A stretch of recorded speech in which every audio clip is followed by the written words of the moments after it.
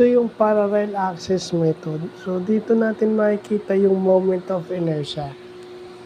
Pag yung moment of inertia nasa center or pag minove mo siya. So, sabi ni organic chemistry tutor, pag different yung mass, hindi siya pwede. So, kailangan same daw yung mass niya. So, ito yung topic sa mechanics. Engineering mechanics. So, sa aking mga tito at tita na engineer, ayan.